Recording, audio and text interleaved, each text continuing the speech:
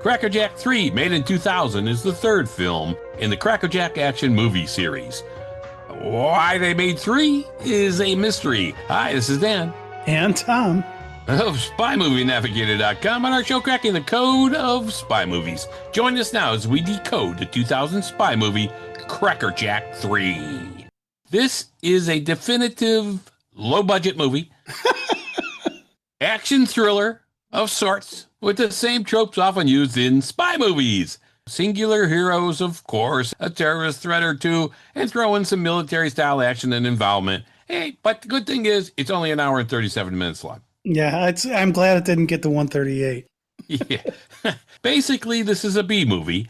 Not to say that all B movies are bad. We've reviewed a few, like The Traitors, that we thought were actually pretty good. This one does have a following of sorts. Not a lot, but some fans actually like this series. Why? Who knows? Okay, so I'll give you that it's a B movie, but is it a spy movie? The first 2 Crackerjack movies had police officers in the wrong place at the right time, kind of like the Die Hard series, and they weren't spy movies because it was a police officer and not an agent. So, Dan, is Crackerjack 3 a spy movie? Well, it's a movie for sure. and there is spy stuff in there. I mean, this time, the guy is a government agent. He's an ex-CIA agent. He's just retiring. And so in the first movies, the cop's name was Jack Wilde. Here in Crackerjack 3, the protagonist is Jack Thorne. So, Thorne, Wilde, Thorne. Why did they change the name? Yeah, I don't know. And MI5 is involved, so this is a spy movie. This is spy stuff, really. And then we have spies from all over the world participating in this. So I don't think it's any question that it's a spy movie. Is it a good spy movie? Well, yeah, that's another question. That's debatable.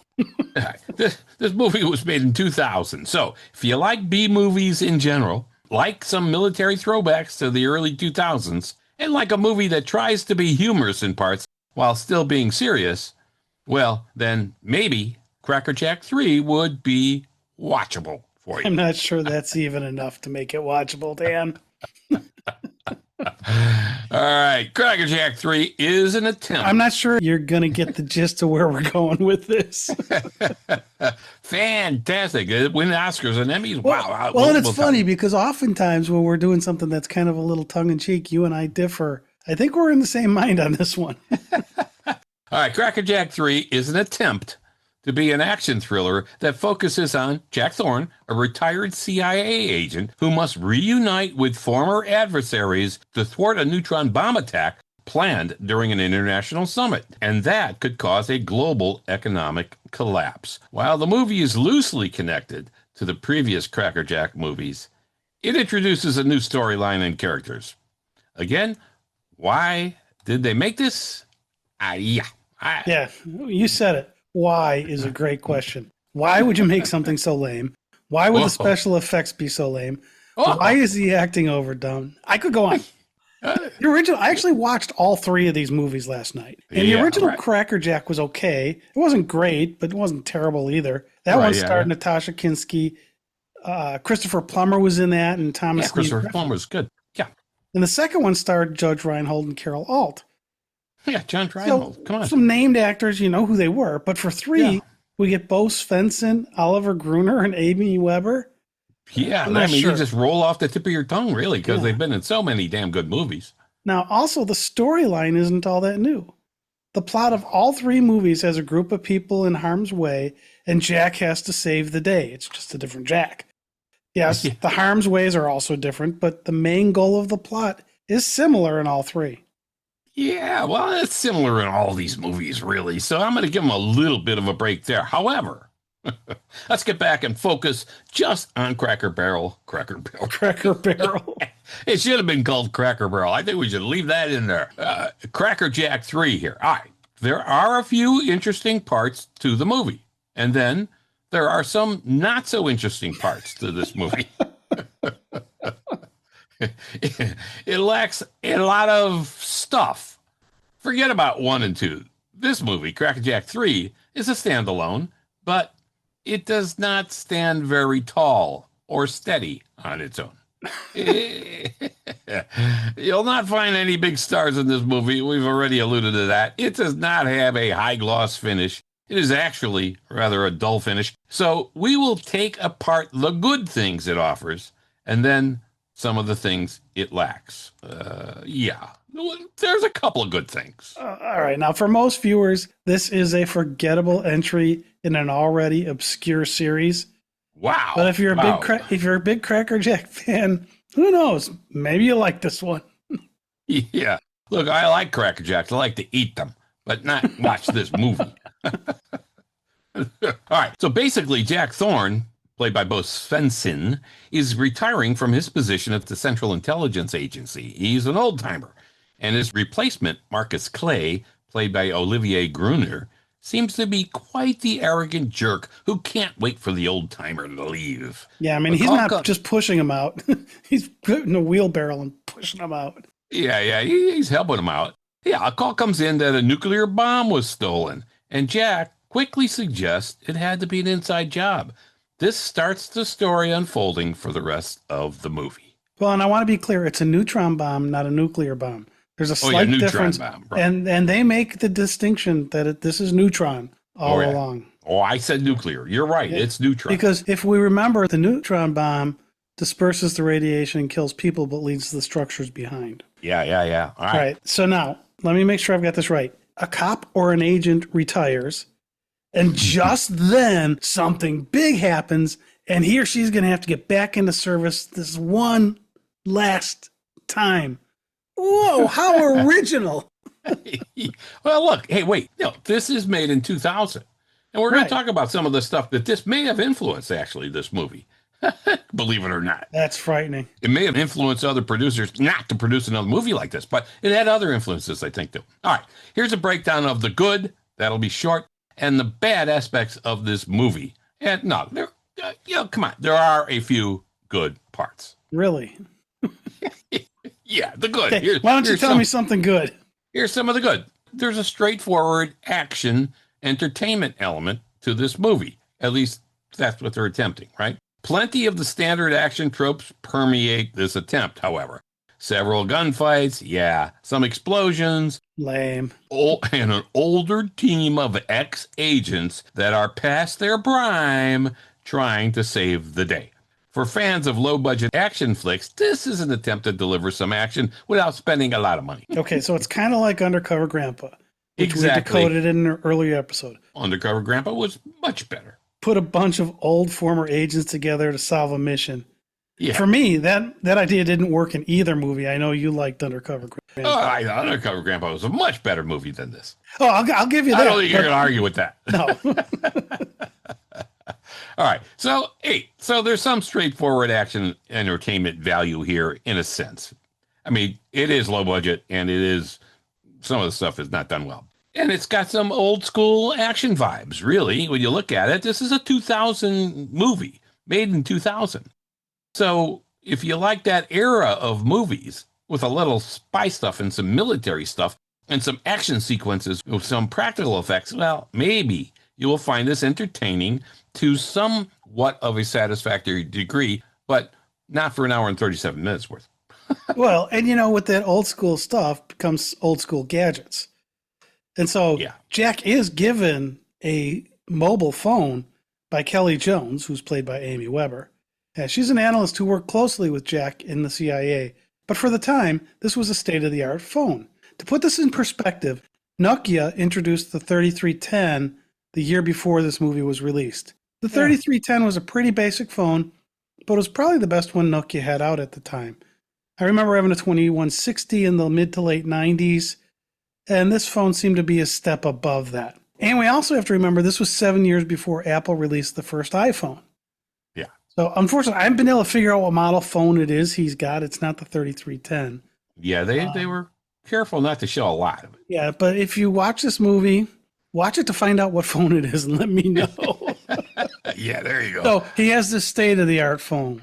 Yeah, Tom, but in 1997, James Bond could drive a BMW remotely with his phone in Tomorrow Never Dies. That's a good point. I mean, I guess I didn't put that in my analysis. That maybe this phone wasn't so cool. All right. Now, another positive, perhaps, is it has an interesting setting. I have to say an interesting setting because you can't say anything about spectacular in this movie, really. But it has an interesting setting. Spectacularly lame. Oh, yeah, you could say that. Okay. All right. I take it back. I like the opening shots of the military trucks driving through a remote forested area. It created a bit of intrigue right off the bat. And there's a threat of a bomb that might get stolen here. It's a nuclear threat here. This opening sequence actually is decent to start the movie. It may be the best part of the movie. So we get a nice last assault, which was decent. So it was pretty well done. And I thought the opening sequence was well acted. The young kid, I thought, did a good job.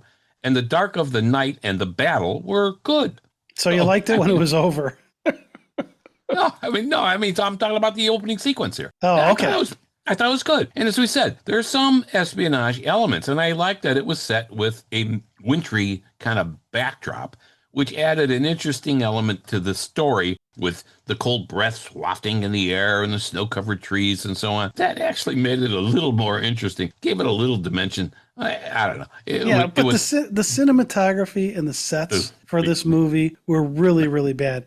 And these snow-covered trees you're talking about, they looked so fake. Some of them did look fake, I have to say. But the breaths, come on, they had breaths coming out and everything. They weren't, yeah, that's exciting stuff. I mean, when it gets to this kind of a movie and you see that, you go, hey, I'm getting excited about that. That just kind of tells you something. All right, it is the continuation of a series. So we always like series when they're good. This is a continuation of the series of Crackerjack. Even though the lead character changed, it stays very loosely tied to the first two Crackerjack movies, as you said, which, if you like the series, you might like that element that it's still the third entry in a series. Yeah, if you are thinking about watching this, watch the first one, not the third. All right. Another positive here is Olivier Gruner's performance. He's the guy who plays the villain Clay. And we thought he did a decent job for the role. I mean, there were some parts that seemed forced, and the role isn't flushed out enough. Yeah. Some viewers appreciated his presence, and Olivier did make me want to smack him in the face. So that's a good performance for somebody who's trying to be this smarmy jerk. Yeah. I thought he was one of the highlights of the movie, actually. He was, and it's hard to find them. So, hats off to Olivier. We tip our beret to Olivier. All right, here's a real positive, and it may be worth watching this movie just for this. Amy Weber's character. Her portrayal of Jack's assistant, Kelly Jones, is a highlight of the movie. Number one, she does a very solid job acting here as his assistant for the most part. There are a couple of things that I thought, okay, iffy. And number two, she is stunningly beautiful. So I think she was only about 26 or maybe 27 when they filmed this, but she was fantastic. I'll grant you she was a highlight in this movie. Hey, look at this. We're rolling with all these positives. All right, now let's talk about Bo Svenson as Jack Thorne. Yeah, you can give him mixed reviews on this. So I thought he was decent and had his moments where he was actually very, very good. Yeah, see, I'm on the other side of that here. I think he was miscast. I mean, and no offense to him, he wasn't believable for me. I mean, actors have roles they can play well, and I just think this was the wrong casting here. I mean, as an example, he's supposed to love fishing.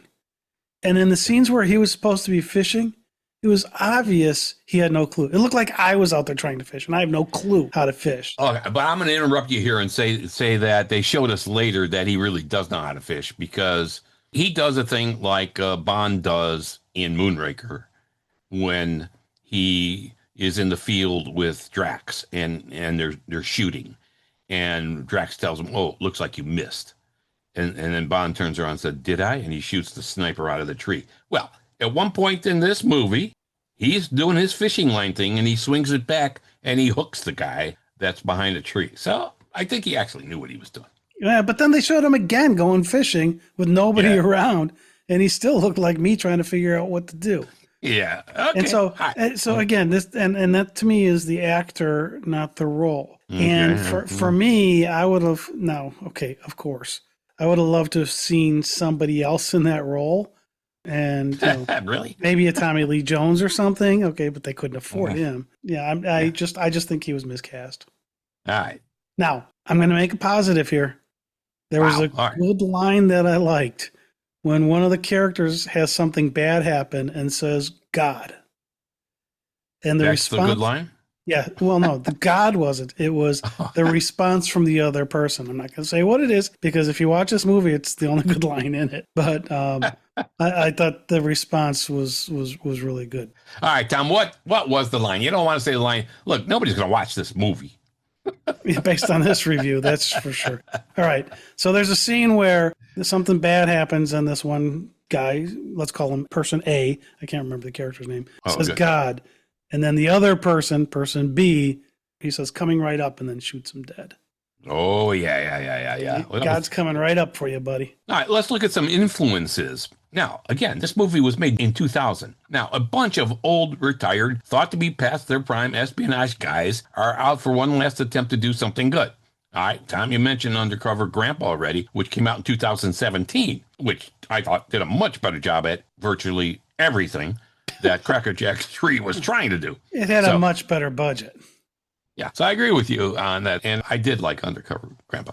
Also, the CIA agent in Crackerjack 3 has a secret plan to steal this nuclear bomb and blame it on the main character, Jack Thorne, and his cronies. I have to say, it reminded me of that central concept of Spectre, which came out in 2015. So this new CIA guy who didn't like the old timer has this plan going. It kind of reminded me of C. Yeah, now and I will say in Crackerjack 2, there's a scene that had to influence Spectre as well, but I won't go further than that. All right. I wonder if this movie, Crackerjack 3, didn't inspire a bit of the plot in the 2015 movie Goosebumps, where the gnomes attack characters. There are gnomes in this movie. Yeah, so, there you go. Did this movie let Goosebump know that it's okay to show gnomes having a nefarious purpose? All right, look at all these positive effects this movie has had. All right. And almost every one of them, we talked about the positive and negative in the same breath. Hey, and it was filmed in Prague in the Czech Republic. Come on, that's good. All right, let's get to some of the bad things, because there are a couple, even though the good things we sprinkled a few bad things in, even with the good things. All right, let's look at the production value. The high, what? Oh, I meant the low production value. As a direct-to-video movie, because this was not going to the theaters, it is done on a shoestring. Low budget flashes across your eyes almost the entire movie. Ken Adam was not even in the solar system when they created these sets. They're just generally cheap-looking sets. They won't win any awards for cinematography or lighting, and forget about the special effects. Chris Corball was certainly not consulted on this movie. For me, one thing that I think may have made it worse is that we had just gone to see Mission Impossible: The Final Reckoning. And the production values in that movie were unparalleled. I mean, they were really good. Higher than this? Yeah, but then the juxtaposition was jarring, because we watched Crackerjack 3, and it really shows how bad production values can help tank a movie. Yeah. For instance, there's this one scene where there's an airplane, and the graphics were horrendous on that, both inside and out. Maybe like James Bond windsurfing or parachute surfing or whatever that was in that horrible Bond movie, Die Another Day. Yeah. And I mean, in the set for the plane, when they were supposed to be in the plane, it was I laughed out loud. See, it's when making they you showed laugh. You found it entertaining. Nice. You talked about the pre-titles. Well, in the pre-titles, they sprinkle in the titles. Yeah. In the most boring fashion possible. Yeah. It looked like I did it. Right? Right. It looked amateurish to me. Yeah. The titles were not spectacular, I have to say. They were rather rudimentary. Now, don't get me started on the big explosion and what that building looked like, too, when they blew it up. Because that might, I don't know. It wasn't the highest production value there. Let's look at the acting, though. You know, some of it was weak and some of it was blah. But, well, the performances by all, including our special lead who plays Jack Thorne, are generally either lacking in depth or are over-the-top silly, but not in a funny, entertaining way, actually. Well, and so an example of this is the character of Ricky Santiago Ramos. Oh, yeah. He was played by Leo Rossi. You've seen him in a bunch of different things. And so I think he delivers decent performances generally. He generally plays a kind of silly character, but I'm not sure if it was Leo's choice or the direction he was given. But this character was a caricature for me. He was too over the top. He came off as silly, even when I think he was trying to be serious, or maybe the whole thing was tongue-in-cheek with him. I'm not sure, but it didn't work. No, it didn't work. I know what you mean, but I think all of the characters actually suffer from that same thing you're just describing here. That they didn't know what this movie was supposed to be. Is this a funny movie? Is this a serious movie? Is it a combination of both? I mean, if it's a combination of both, they failed at both. And so, yeah, I think each of the main characters is essentially suffer the same fate. You know what, Dan? Maybe you and I just have it wrong. This was a totally tongue-in-cheek movie. They nailed that out of the park, and we just missed it.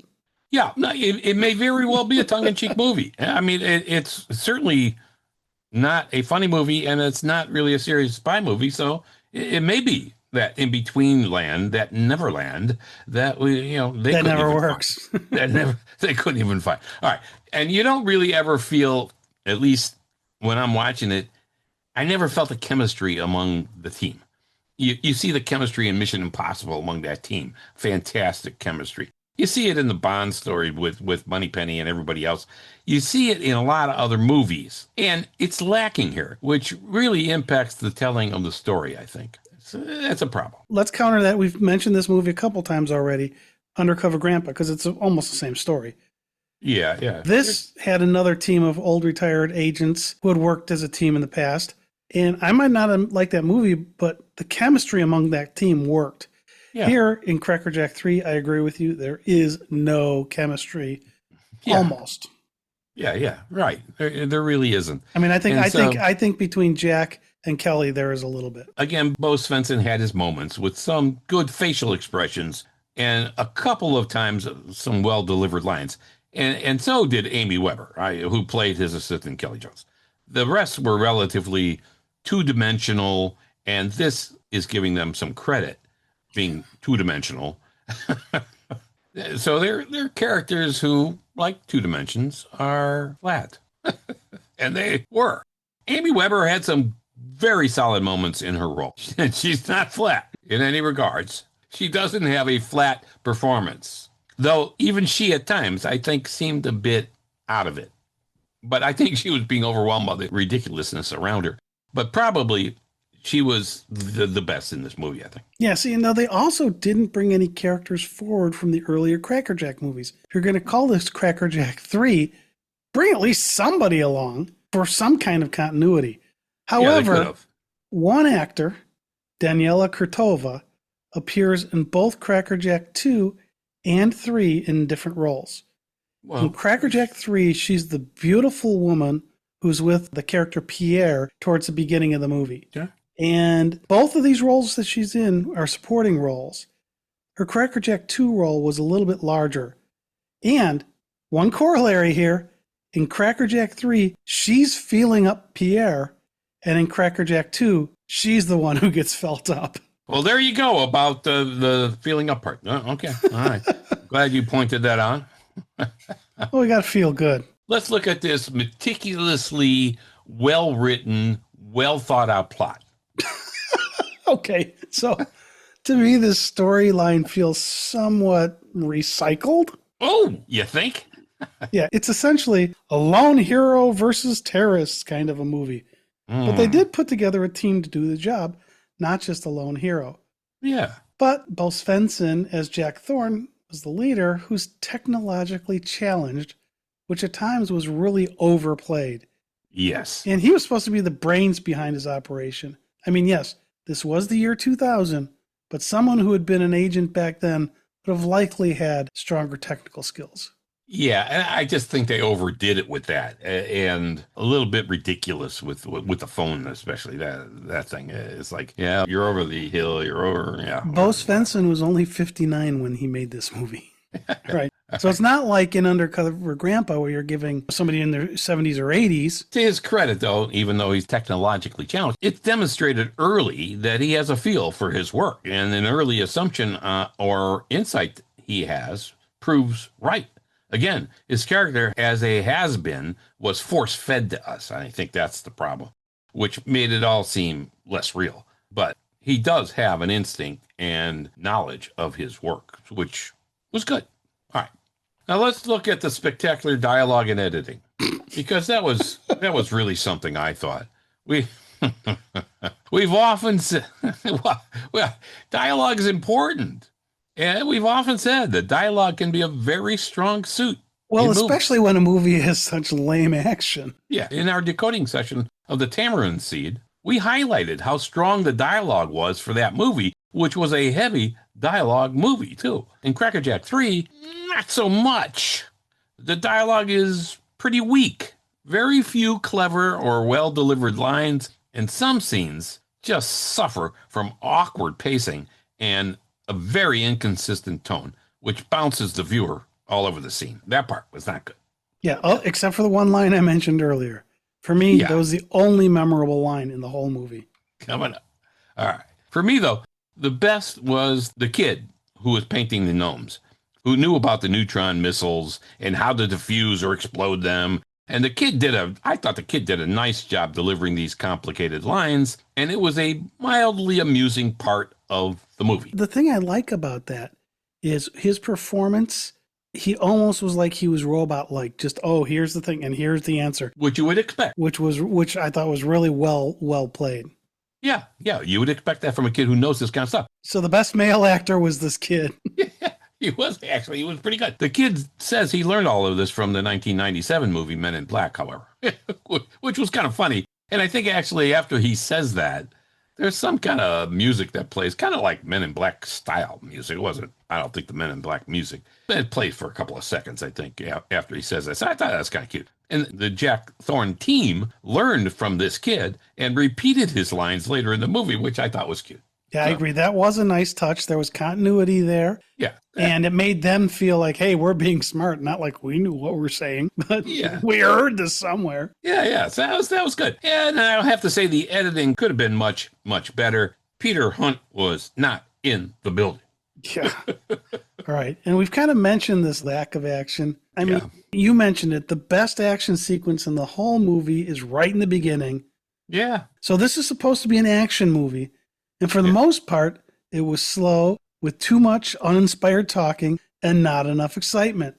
Yes. Overall, if you had to grade this, maybe a C-, and that might be being generous.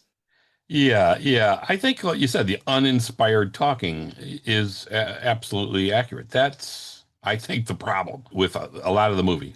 And the funny thing is that, Dan, you and I normally like spy movies with a bit of action and more spying and dialogue. But the action here really stunk and the dialogue didn't help it out. So as you said earlier, this is a low-budget movie. It's obviously a low-budget movie, which forced the action to be severely limited. That's countered by the first two Crackerjack movies, which had to have had a bigger budget. I didn't look it up. Yeah. They had a lot better action in them. Yeah, and then there's some awkward moments in this movie, too. Some scenes, like the character keeping loaded guns in a room full of children painting the garden gnomes, that was criticized for being absurd and really not in good taste. Oh, see, I actually kind of liked that because it kind of just showed how that one character that was his workshop or whatever. Yeah, he was a little scattered, and that shows. Yeah, I think that's right. I think that's what they were trying to do, is say, hey, this guy's pretty wacky. The kids weren't endangered or whatever else in the movie, so it is an awkward moment, but hey, it wasn't all that horrible. There are some other moments where the actors making up Jack Thorne's team seemed a bit out of sync with each other, with body movement, line delivery, and so on. Like they didn't even know what the next line was or something. It was like, hey, okay. And then because, this is such a strongly written movie. Very strongly written. It's got to win awards for that. There are some plot holes. And some silly moments. There were a ton of inconsistencies, or let's just be kind and call them oversights. Oh, okay, that's a nice word. Such as a villain boasting about a secure keypad lock with over 5 million possible combinations so that Jack Thorne could never get out. Right, he was trapped. He was trapped. And then as he's standing there, in full view, he types the code into the keypad. Yeah. And Jack could totally see it, but Jack missed it. Yeah. I thought we were going to get a little Close Encounters music or something on when he touched the pads or something clever with that, but it was kind of stupid. Yeah, it was. Now, a second attack on the bomb convoy had a couple of twists that seemed to limp dramatically. Blanks were used by one side, but not the other. Yeah. Come on, right? We've seen that before. I also think there's a huge plot problem when Pierre's safe blows up. How do they know what that letter the French woman put in that safe said? Wouldn't it have been incinerated? I mean, the whole thing blows up, and it was a piece of paper. How is that piece of paper going to be found and read? No, you like the blow up at least, huh? Good. All right. No, I liked the French woman who put the thing in. Okay. All right. And she's the one that was in, she was also in CRACKERJACK too. She's the one. All right. Let's look at the ending. Please let it have one. Decide for yourself who is walking off in the sunset and what that means. It seemed a bit over the top, but again, it's not a great movie. And the explosion of that building, there is a building that explodes. It almost reminded me of Skyfall later, actually, with the same production quality. But not the same production value. Not quite. Looked like a high school project. Okay, all right. But the very final scene is what I'm talking about when he's walking off. Okay, you guys, you can decide for that if you see that. If you watch this movie. If you watch this movie after this review, I'm going to be shocked. If you've gotten this far in this episode, I'm going to be shocked. All right, we're going to go through the best part and the worst part of this movie. The best moment and the worst moment. All right, Tom, I'm going to tell you the best moment, really. I mentioned the opening sequence as a very solid scene. I think the last assault is decent as well, and here's why. Jack Thorne, again, Bo Svenson, he leads a final intense assault on the terrorist stronghold. So here's why I thought it stood out. This scene delivers on the classic action movie promise. Heavy gunfire, stealth moves, and a showdown with the main villain, Olivier Gruner's character, Marcus Clay, which, okay, that was good. Why it worked. The pacing here actually picks up. You mentioned earlier, it's a pretty slow-paced movie. Well, here the pacing picks up, which was a welcome sign.